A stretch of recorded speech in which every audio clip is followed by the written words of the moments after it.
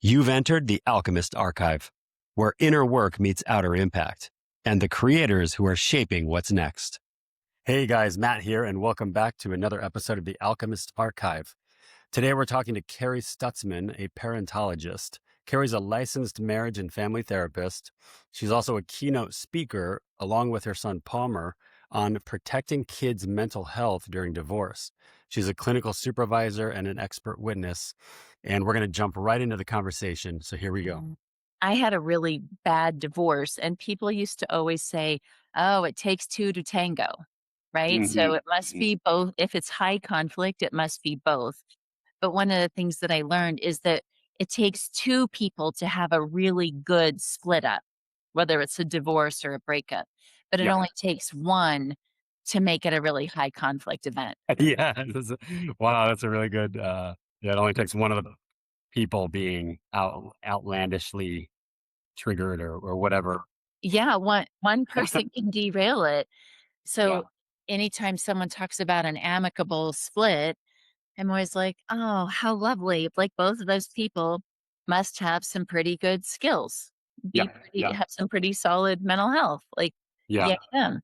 And I've learned not to judge or assume or blame if somebody's in a high conflict split. Yeah. Yeah. Yeah. And the way I put that, I mean, as my ex-girlfriend, Kate, and I had a beautiful split. And the way I put it to people is fortunately, we are both operating from a place that we have the capability, we have the ability to do that, to have this Yeah. beautiful split. And yeah, and unfortunately, not everyone has that ability. Um, One thing that I always try to say or get people to realize is like, as long as like, regardless of what the split looks like for me, I can move on powerfully and do my best not to take on the energy of that, as messy as it could, might be. If I feel that I have, communicated everything that I needed to, Mm, heard everything that, to a certain extent, heard everything that that other person needs to say, obviously deciphering what's necessary and what's not necessary, if you know what I mean. yeah. If somebody's Yeah. super hurt and triggered and it just like you won't stop, that's clearly boundary issue. Um, Yes. but as long as that other person, through my communication, knows that, I'm responsible for what I'm responsible for, and I appreciate the time we had together and love you, no hard feelings. Let now I'm going this way. I can move along with integrity and not take the energy of whatever is happening over there on.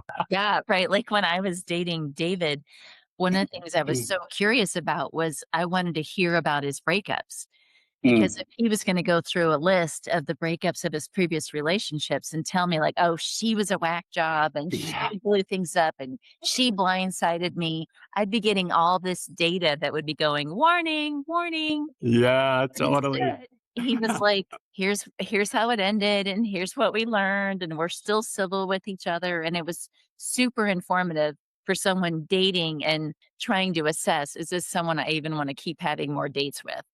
Yeah, 'Cause if he were to say everyone, that everyone he dated was a whack job, I'd be out of there because I would know, yeah, like, this isn't gonna end well, and he doesn't have the insight to be like, "Oh, these are the things I learned from this woman." And right now, we have 3 kids who've just gone through breakups. Like, they're all in their 20s whoa, yeah, breakups, and it's so painful. But as a therapist and a mom, I'm just sitting back going, "Oh, good, good yeah, young people, like, learn from it. What did you mhm, take? How did this breakup invite you to grow or to bring something more of yourself to life so that you show up more evolved for the next relationship?" yeah. That how beautiful that those 3 kids have you as a guide through that process, because it's very easy to go down the rabbit hole of, victim and sadness, and I'm never gonna get over this, I'm never gonna find Well, I'm not the saying same they're thing not there. again. Yeah. Well, yeah, I mean, they could be there, but at least you have the insight to be able to, like, hey, let's look at pull the lens back and let's look at uh, what's the good parts of this. Everything I always like to say everything nothing happens to us, everything happens for us, Yeah. for a lesson of some kind or whatever. That's how I try to view the world, and it always keeps me in a place of empowerment and, clarity.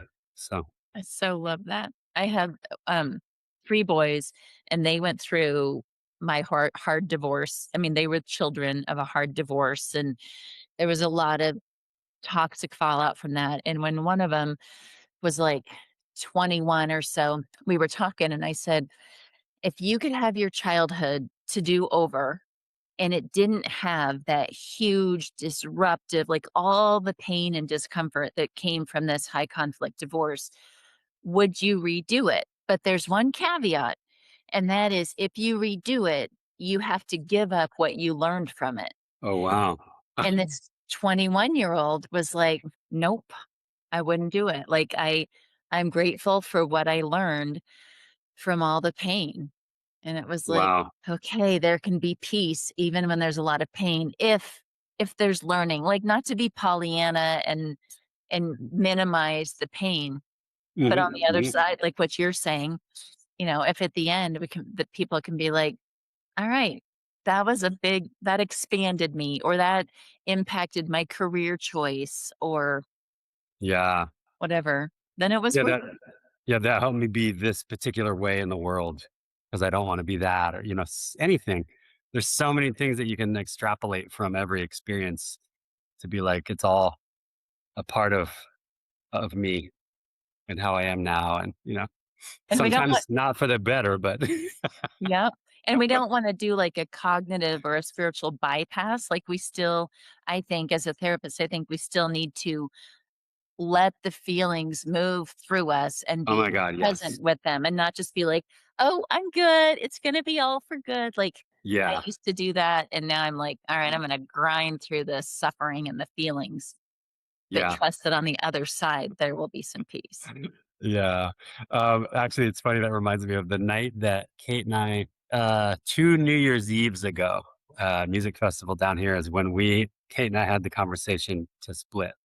And we're like, let's walk into 2024 uh, as individuals. And like, Mhm. January 1, this is it. Right. Uh-huh. And she brought the conversation to me that night. So it's like, yes, it's very mutual, but like she brought it to me. So then all the girlfriends that she had told that are close with me, a couple of them came over and checked on me. And one conversation in particular that night was like, you can like it's okay to feel bad. Like, and I'm like, no, no, I know. Trust me. I absolutely am a person that lets that emotion through me when I feel it. Tonight I feel so good, empowered, and we're all here having a blast. And I know there will be times where this hits me, and right now, that is not that time. Like, like it's funny that some people and it's easy to do, I guess, is like avoid feeling the emotion. But yeah, that's not something that I do. I do think actually what I teach and the way I teach it, you can become more and more untriggerable or less and less impacted from a human emotion perspective, which is can sound very robotic, I could see, but it's actually a superpower because it allows me to operate from a place of complete clarity and beauty and love all the time. And that's what I mentioned that. Yeah, I guess taking the steps and having the communication that's necessary to actually fully release uh, the pieces of ourself that get triggered, like the unhealed energy in our bodies and our subconscious mind. That's kind of some of the things that I teach. But some people can think that it's an avoidance of human emotion, but So how so not in how my experience. so what how does that process work that is not a bypass? Because certainly sometimes, like, things can clear and shift, like, energetically in all kinds Yeah, of ways without having to, really go deep into the emotions, but, like, yeah. how do you do that? but also, most of the time not. Like, you have to go through the emotions of emotions are moving energy through the physical body. So, but the basically very high level, quick description of what I'm talking about is, um, I had a client call me, a few weeks ago. Here's an example. She wanted to have a quick conversation around an issue she was having with her ex-boyfriend she was inviting back into her life again, just for, sex and play, not commitment. And she was trying to, um, figure out a way to make that work without having that old, energy between them that didn't work before. Yeah. And very quickly, within 10 minutes, maybe within 5 minutes, and just through me questioning, we got back to this time. The emotion of what he was making her feel, by getting that attachment energy back, with between them, which is the unhealthy energy that exists in relationships, the ownership attachment energy. I had her think back and extrapolate what's the earliest memory that you have where you felt that particular emotion, and she named it. And there was a And time how far back did it go? How old was she when she had that first she experience? was she was 6 years old, and she was looking in the mirror, had a dress or something on, and she was just feeling herself and like doing a pose as if she was like getting, like a little girl does, in her dress in the Uh-huh, mirror, feeling uh-huh. good, super cute. And her mom said something like, peeked in the room and said, "Oh, quit showing off." Just a just a really light comment like that, Yeah, meaningless. Her mom probably meant nothing behind it, but obviously a comment like that is coming from her mom's something in her past that would make her yeah, say that. That's a yeah, projection, right? But a 6-year-old mind it's not what her mom said to her that had the impact and that implanted that subconscious belief, limiting belief. It's what she made up about what her mom said. So the yeah. example of that is, oh, stop showing off. She probably told herself in that moment, and actually she's the one that spoke this. I basically was like, what would your 6-year-old self have said about you, about yourself in that moment? Think back. Well, I have to be small. I can't show off. I have to be Mhm, small. mhm. I have to be less. I can't be so loud. I can't be so bright. And then that's what correlated the emotion that she felt with her now, uh, reinviting her man back in her life and feeling that same emotion again that didn't work the last time she was inviting him into her life. This was the event when she was 6 that got implanted in her subconscious mind, and how you actually the discovery of something like that is amazing. It's a big part of it, until you actually release that story, the energy of it, it's gonna have some grip on you. The quickest way that I teach to have that energy and that story released fully, so it has zero control over who you are anymore, is, hey, go call your mom and have a conversation with her about it, Mhm. right? And it Cool. doesn't. Many times these things don't have to be heavy and, um, traumatic or anything, especially one like this. It's like, "Hey, mom, do you remember when I was 6 and I was looking in the mirror and I just remember you popping in and you said this. Do you remember that?" Very likely, mom is gonna say, "No." Yeah, And right. then it's like, "Well, I remember it very vividly, and I just realized that I made it mean XYZ, and I have been living my life believing XYZ from that point forward." Isn't that crazy? Like, wow. And I can see how, like, in that conversation, she could see how it also, um, caused her to have a little bit of a distance between her and her mom since that Wow. moment. Uh, Yeah. And so having that conversation even brought her and her mom closer together in a 5-minute conversation. And it allowed her to release fully that energy of, I have to be small. I can't shine. Um, Yeah, that's kinda a s cool little nugget of what I teach. Yeah, and so then it probably meant when she was with that guy, there was no longer that resonance of that little frequency of them together, and maybe she could just enjoy him in the way she was hoping to enjoy him without that old, I don't know, frequency seems like the best word. Yeah. Yeah. Yeah. Either that, or I think more likely, um, she will no longer be attracted to having his energy in her space anymore, because energy, like, this is the whole quantum physics, the scientific side of this. Energy is attracted to like energy. So Right. her holding that unhealed energy in her, that subconscious belief in her. Sorry, my earbuds just made a weird noise.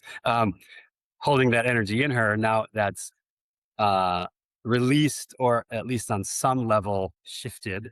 And so the energy that he's emulating and hers is shifted. So maybe it's not, it's more like this instead of like this now, potentially. And that was actually the case for her. Yeah, where she's just like, what am I doing? Why am I even having him? I'm not interested in that anymore. Right. And that's why Yeah. it's risky in relationships when one person does a lot of growing if they are partnered with someone who's not doing a lot of growing because they can just start to feel like less and less of a match. Yeah. Yeah. Exactly. Yeah. And for me, this is maybe you have some insight for me in this, but like strongly feel I don't believe in, for me, I'm not saying for everyone. For me, I don't believe in a forever person. I don't believe in a that I'm meant to be in long-term romantic relationship in this lifetime. And I frankly I love that. I'm not, it's not something I'm drawn to. Commitment, absolutely. Connection, absolutely.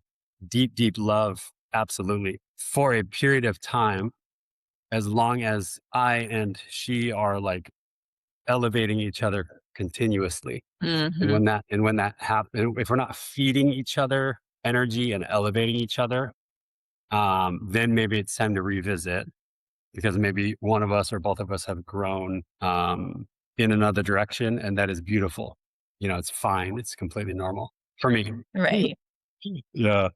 I don't know. Maybe that's avoidance of some kind that I'm not seeing, but Or it's you honor I mean, there there's lots of debate, like, is long-term, um, monogamy the right thing? And for a lot of people, it's right, and so, yeah, hey, right? Like, yeah, uh, yeah, I'm a fan of that, and as I hear you talk about that, I'm like, I love that for you, yeah, so that you're not trying to put yourself into a box that's been prescribed. yeah, The only thing I think is that, for children, it's just, like, there's something so like, if people have children, then I tend to be a yes. fan of them being Security.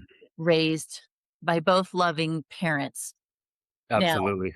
divorce in and of itself doesn't have to be toxic and disruptive, like, there are children who have healthy divorced parents and loving step parents or, not even all married, whatever, and they can grow up healthy. But it takes a lot more sophistication to navigate that when Yeah, when kids' needs for secure attachment are at play.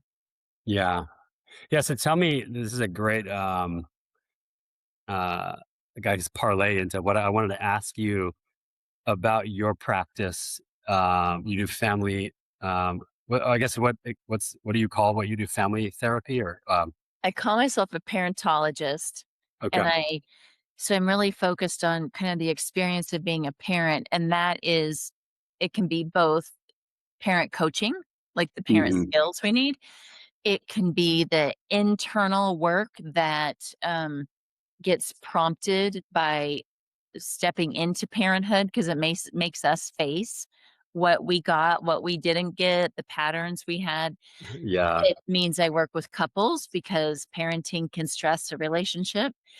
And now that I've gotten 6 kids through, their adolescence, I just love doing family therapy with Mm, parents and teenagers or young adults.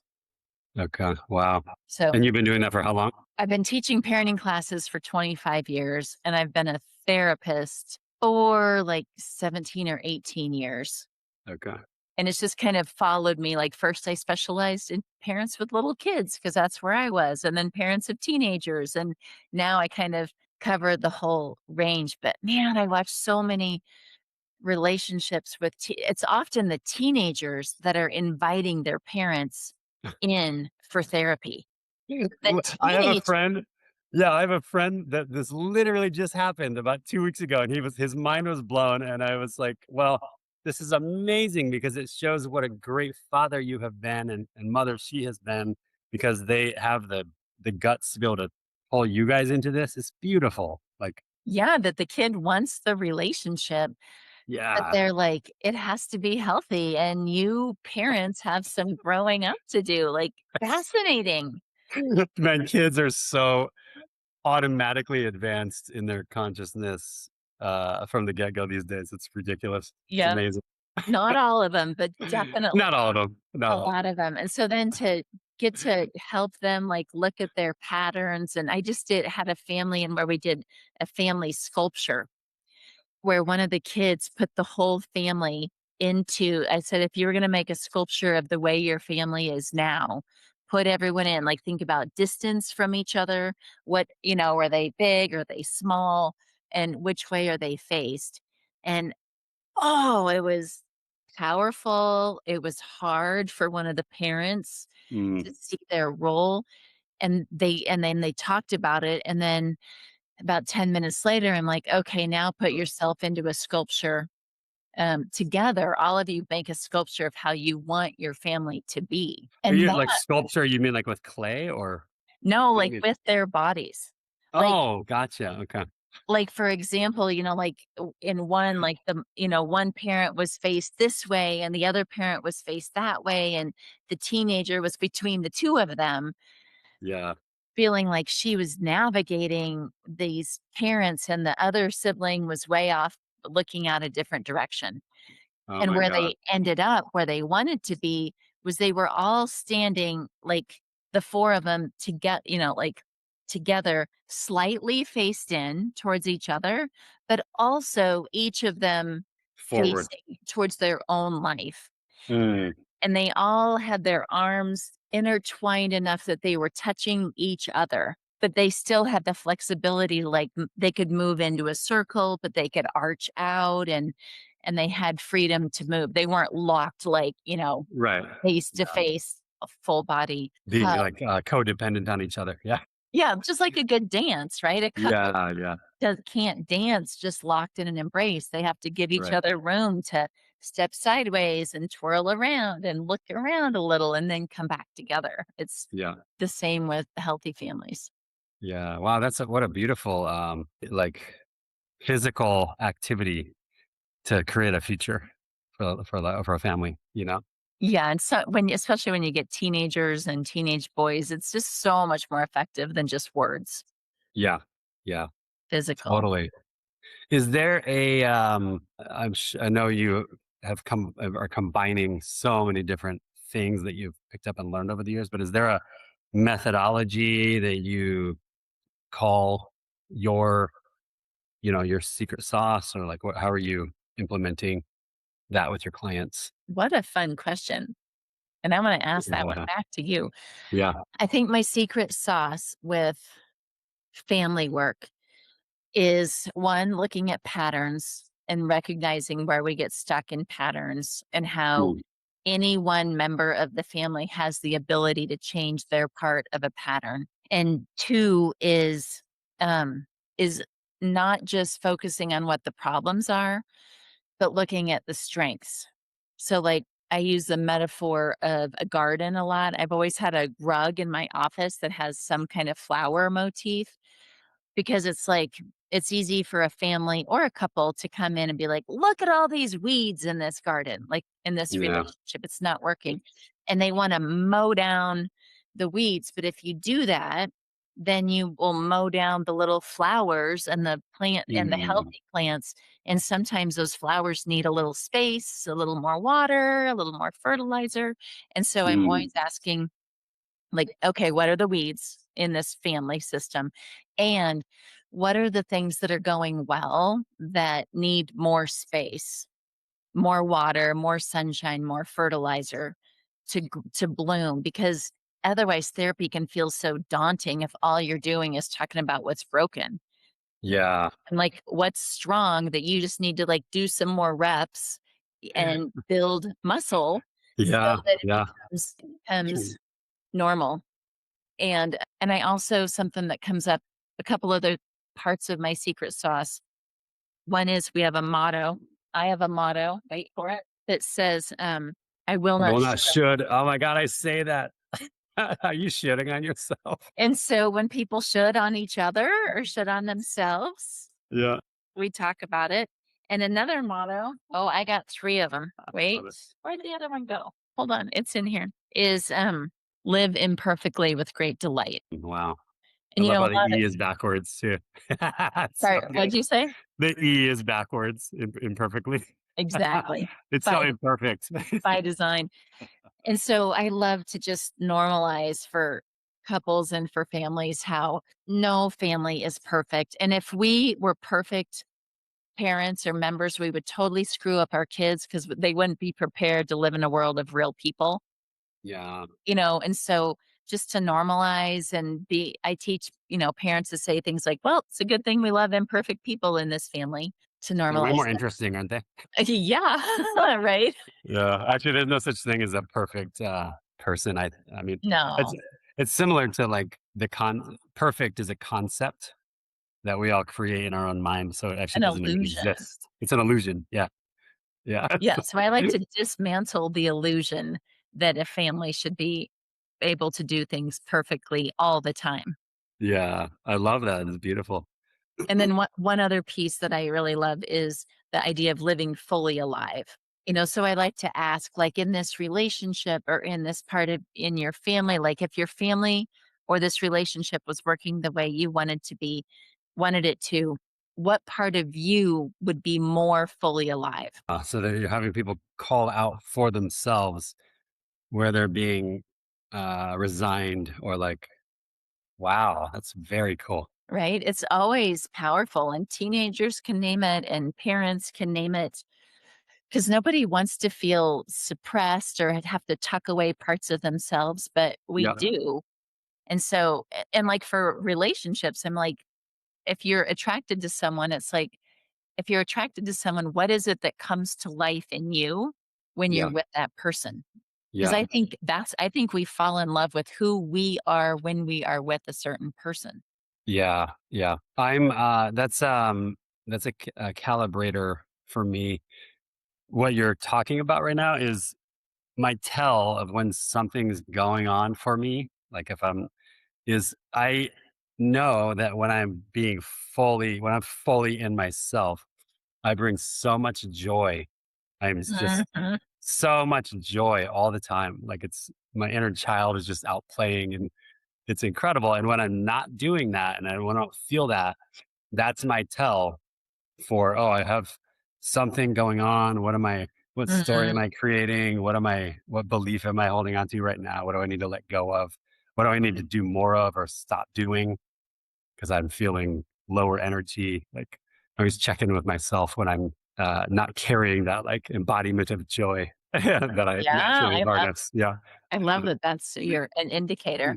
And so one of the things I wanna ask you is, like, you had that little class that you were offering, and I didn't see it till the Oh day yeah. of, but just, like, the image and your wording and all that sounded so interesting. I'm like, I would just love to hear you talk to me about what is that Yeah. What class. is that? I call that class unwind your mind. And this is actually kind of like the discovery of knowing what those subconscious limiting beliefs are. Basically, in that class or that workshop, I teach people to identify when there's a subconscious limiting belief at play. And then by working with a couple of the participants and others watching through my line of questioning, I show people how to identify, um, if possible, the moment in their life when that subconscious limiting belief got implanted, became a neural pathway in their brain. And now, when we're little kids, our neural pathways are being formed. And then once that process is complete, those neural pathways firing in those ways are the filters from which we see the world and operate, and we call it reality. And we don't know unless we like go in and seek and learn these things about ourselves, that reality is a fickle concept and it can shift like that. And when I started doing this for myself 15 years ago, and getting trained in this leadership training I went to, um, and I've just taken it so deep that I just know I just have created the playbook now. Like 15, I'm basically wrapping a package together of the 15 years that it has taken me to get where I am. Um, it's like teaching people how to do this for themselves. And I shouldn't say for themselves. It always is helpful to have reflection, like a therapist or a coach or a mentor or even plant medicine, shamanic experience Mhm. sometimes, um, because it's very difficult for us to see the outside of the box that we're living in, Yeah, right? uh-huh, But many times it's easy for somebody else to see another perspective that I can't because I'm inside of it, right? So, right. and then the secret sauce of what I bring to the table that I'm not aware of really anyone, um, any of the famous spiritual leaders or people that talk about consciousness. The piece to the fastest way to release the energy of and release the subconscious limiting belief is through communication. Kind of like what I described earlier, where my friend um, had that conversation with her mom. Uh-huh. As minimal as that seems to do, taking that step. And I told her this on the call. I said, when you have this conversation, this is many times literal reality bending stuff. I want you to pay attention. Hmm. She called me a week later. And not always, but sometimes, yes. And she called me a week later and she said, "Oh my God, Matt, you're not going to believe this. What you told me was exactly right. My mom has always been this way with me. And now she's like, um, if I have like a new relationship with her. She's showing up differently for me. And I didn't even have any, we didn't even address anything between us, but just having that conversation." And then she also said, "And this guy, he's just kind of faded out. Like, I'm not even wanting him in my." I see now what an energy drain that has been, and why am I even wasting my energy on that? Oh my God, I'm like closing off some other better potential opportunity by having him in my space. I don't want that anymore because he hasn't done the work for himself.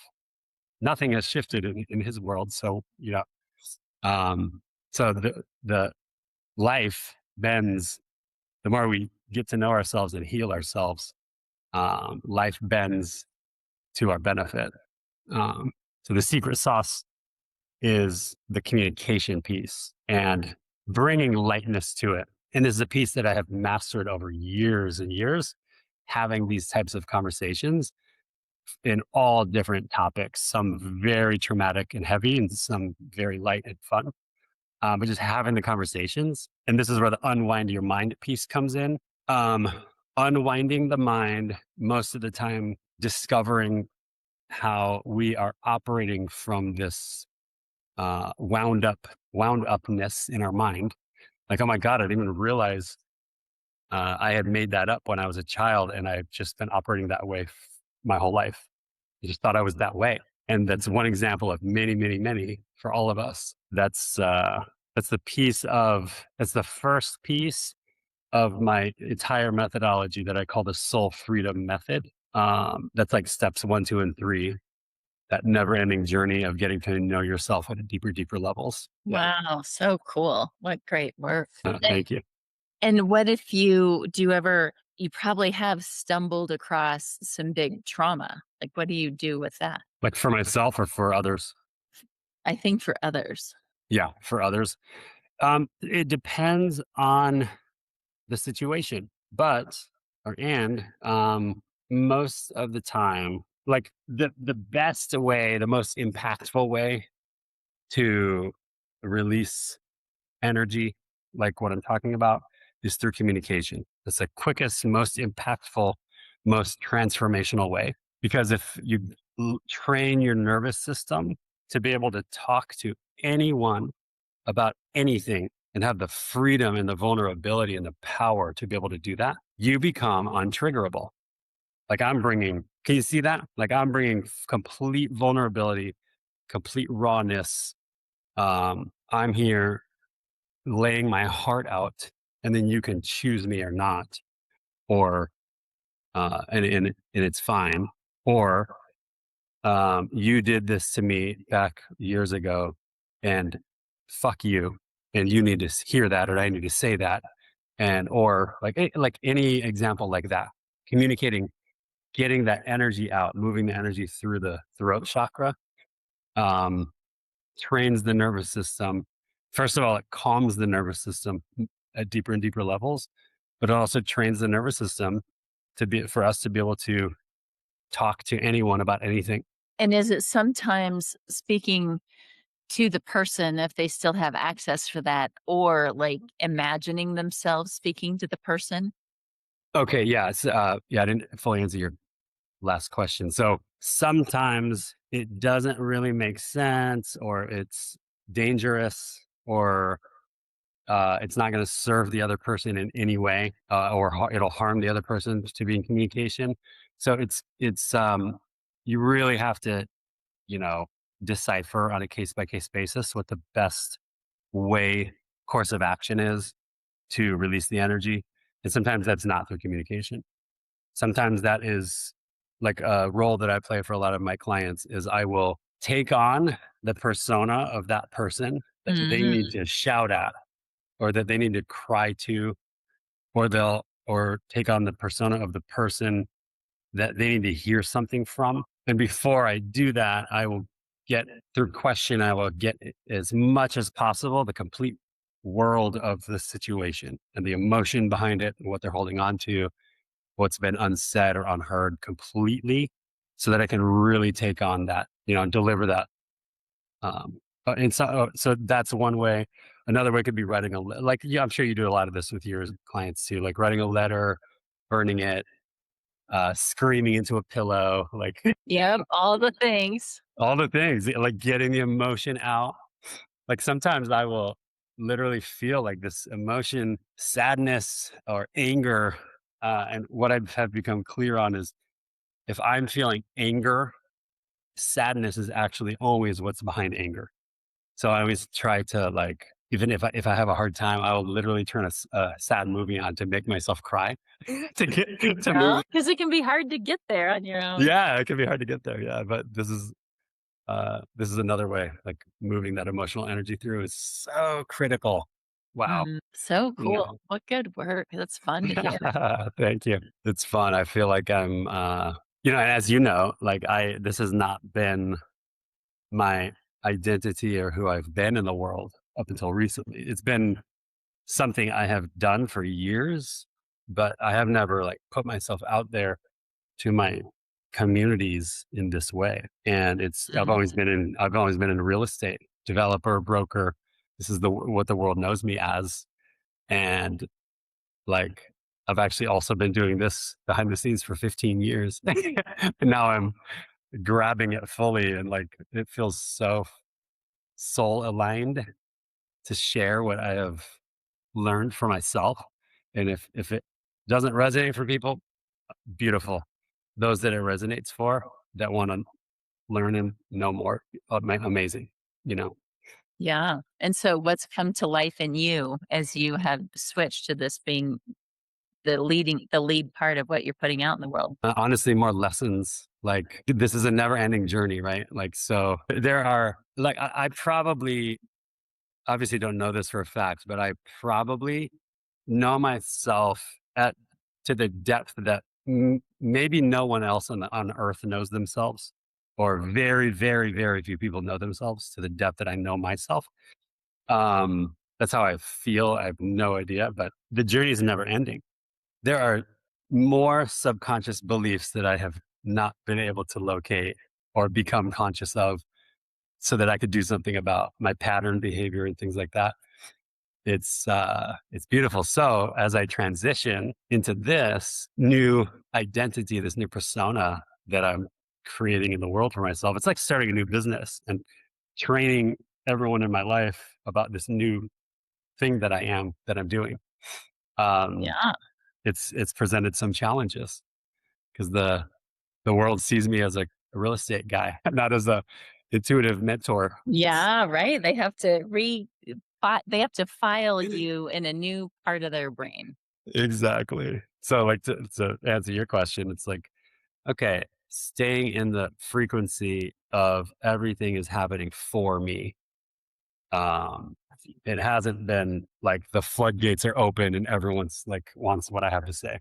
It's actually been not much of that at all, and it's really interesting. It makes me think of how many times I've stood in my office. I'm on the 10th floor and I have this huge window, 2 huge windows, and sometimes I stand at the window and I throw my arms up and I just welcome the people who resonate with me, the people Yeah, that I can be of the most service to. yeah, Right, because 'cause I'm not trying to serve everybody. I want to invite in those people where they can do deep, meaningful work, and that I'm the person who can help facilitate that. yeah. And that's it's a select group, right? Like, just Select that group. Yeah, that resonates, and I'm so okay with that, but I'm like, where there's a soulful connection, like, I welcome you into my practice. I'm gonna do that more often. Yeah, I do things like that, and I don't do it often enough. So thanks for the reminder. Yeah, manifestation. No, Yeah, it's intention. Really, it's just like putting your thought to visualizing, and that's what shows up. Kind of right. yeah. And So it goes both ways, and I know we probably have to end, but my son and I just gave a big keynote to 537 people, yeah. and, Wow. as we stepped up to the stage, like, I had to, like, get the attention of the whole room. They're all talking and stuff, and, start with this powerful emotional lead, and I closed my eyes for a minute, and I said, "Big Carrie says yes." Which means, like, I have little Kerry, he's like, "Oh, shucks, it's just me, I'm not very Yeah. good, what do people think?" And then I have this other part that's like, "Excuse me, honey, like, no, we're not little. We we have Yeah. we Yeah. have a big presence in a positive way." And so, before I put my voice out to all these people, it was like, "Big Kerry, who's willing to say yes to light flowing through me, to love flowing through me, like, use me, life." It Mm. felt so good to be like, "Yes," and then I'm like, I hang up the phone, and I go into it. Yeah. It's just I love that. Yeah. It's like so that's what you said to yourself. just to silently, like, Yeah. Yeah. they all Before got you. quiet, and I'm Yeah. standing there, and I just close my eyes. I'm like, "Big Carrie says yes," Oh my god. because I wanted to give this talk from a deep place of flowing through me, not Yes. from head thinking, ego, brain stuff, and Yeah. it worked. It was great. Amazing. And, I actually wanted to ask you about that.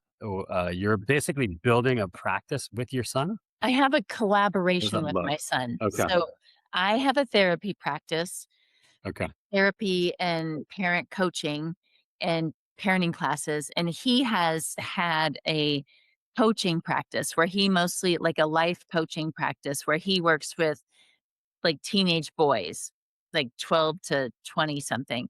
Okay. And we have a collaboration where we focus on protecting or safeguarding the mental health of kids going through divorce. So we do public speaking, and we just did a big keynote for like a whole, 537 family law attorneys and judges about what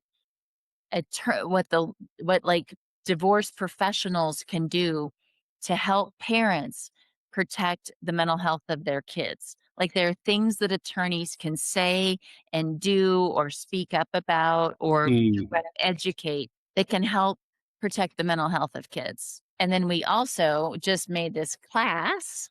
brand new flyer Beautiful flyer. Wow. called Care for the and you know how tall I am, and look how little I am next to this kid. Wait, you guys are both standing? We're standing. I have my legs spread a little bit, it dropped down an inch or Yeah, 2, yeah. but Oh yeah, my god, so he's super tall. he's a giant. He's 6'6" and a half. Wow. Oh my god. Um, but this class is for divorcing and divorced parents about what they can do to protect the mental health of their kids during divorce.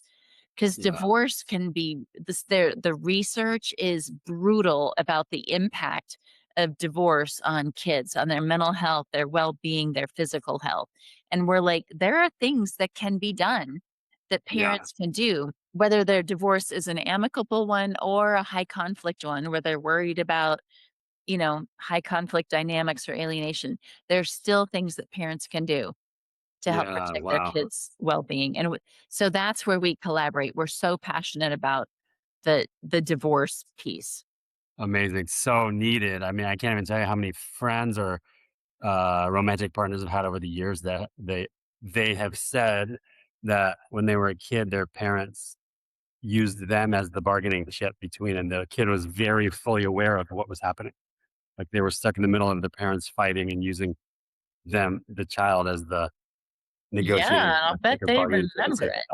yeah, all And of it. so, So like, critical. in this class that Palmer and I made, we interviewed a whole bunch of divorce professionals about what do you wish parents knew? And we interviewed divorced parents and said, "What do you wish you had known?" And we interview adult children of divorce and Mm, say, "If you could talk to parents who are divorcing now, what would you want them to know?" And I think that is one of the most powerful pieces of the class, right? Yes, there's time where it's talking heads, where it's just Palmer and I teaching stuff. But I love that there's all in every module, there are 3 of those little interviews. So you yeah, get so much perspective from everyday totally. folks. I always say because I'm one of those, and I I remember when I was 5 and 6 praying to God that my parents would get divorced. Where are they? What are they doing?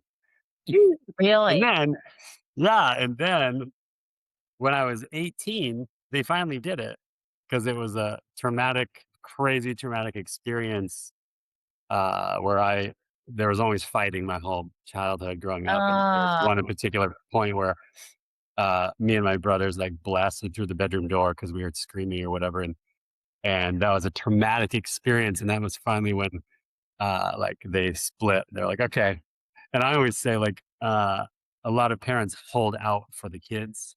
They keep themselves in this miserable uh, relationship, marriage, because it's better for the kids. And I'm always like, no. absolutely not better for the kids. Like, go to rip the band-aid off, and then maybe hopefully you can find someone you can show a kid what real love is, what that looks like. Yeah. Yeah, when I was in it, I stayed so long for my kids because I didn't want them to have to go through divorce, so I stayed for the Yeah. kids until I realized if I stayed for the kids, they were gonna spend their entire childhoods in this toxic household with tense parents, whereas if we were separate, that's a big pain it's hard for them, but at least part of the time, they could have peace and their nervous systems could calm down. And so finally, Yeah. I had to go, "Oh, I need to leave for my kids." Yes. Yes. And Oh my from that god. place, I finally had the courage, right? Regardless of Yeah. how much toxicity or abuse there had been towards me, I would Mhm. have stayed. But for the love of my kids, I had the courage to go. Beautiful. Yeah. And it had Honestly, I feel like that's the better play in most situations. That's the better play. I eh, believe. and sometimes people have both choices are bad. Yeah. Right? It's like I stay in this toxic relationship or I divorce, and then my kids are likely to be the victims of a high conflict divorce. Like sometimes there Mhm. aren't happy endings, but a Yeah. parent has to decide what's less toxic. Yeah. Yeah. And Exactly. that sucks. That sucks for parents. That does suck. Yeah. My parents got divorced when I was 18 too. Really? Yeah. It's funny. I have 3 brothers, and all 4 of us. Like we all interacted with it a little bit differently. We all have amazing relationship with both of our parents today, and with each other. My Nice. and so it all worked out. But as typically it does as people grow older and testosterone lowers and egos are less flared up, right? It's Yep. typically what happens with us humans, especially men. Yeah. But I raised 5 men, so I hear you. yeah, yeah, that's funny. You can like do the inner work and get that process done a lot quicker, or it just happens over time as the testosterone levels go down as men get older. Yeah. Yeah, back Yeah, to the, like, love hard and then learn from when relationships end, do yeah, it early instead of having to wait so long. yeah. And what I would actually, there's no studies on this. I'm speaking from experience here and what I have uh, seen and felt. I truly believe that by doing it early, discovering deeper levels of ourselves, uh, testosterone, I'm speaking for men and from my own experience, I truly believe my testosterone levels have increased as I've gotten older. My memory has gotten better as get older. um, my body feels healthier and more fit than it ever has as I've gotten older, and it is completely tied to doing the inner work. Oh, 100% I correlation. believe it all the way. Yeah. Yeah. So, little commercial for encouraging people to jump in. Yeah, I love it, totally. Yeah. It's Mhm. wired into the fiber of our beings, and we wear it in our bodies and our souls. Like, when I got divorced, I would run into people that I hadn't seen for, like, a year, and they would be like, "You look so good." Uh-huh. And it Yeah. wasn't anything that had changed about my physical appearance. It was like I Yeah. had more lightness of being. Yeah. That's what it is. And you pointed it out earlier. It all comes down to how calm your nervous system is, I think. The more you can get your nervous system calmed, the more free flowing energy moves through us. Yeah. And, that's the beautiful part of it's like biohacking longevity. Like there's all these people doing Uh-huh, longevity, uh-huh. using all these tools and supplements and everything. And or you could just like get to know yourself deeper and the same You thing do the happens. work. Yeah, yeah, exactly. Sorry, I'm Peter act- Attia. Sorry, Matthew Huberman. yeah, yeah. Just I doing actually your inner work. yeah, I've actually joked, but I wouldn't be surprised if one day I come across one of these people and I challenge them based on whatever metrics they use, and they can use whatever tools they want to use. But if whether it's me or I use someone that's willing to be my test case, and I just guide them through getting to know themselves at deeper and deeper levels, which calms their nervous system at deeper and deeper levels, and has their spirit come out more and more and more, like their authentic soul spirit Wouldn't come out more and more and more than not their human ego piece. This is how I believe in my experience all of this, uh, the thing that we call reality, and universe exists. Like wouldn't that be we are fun if and it's An I said Matthew Huberman, Andrew Huberman.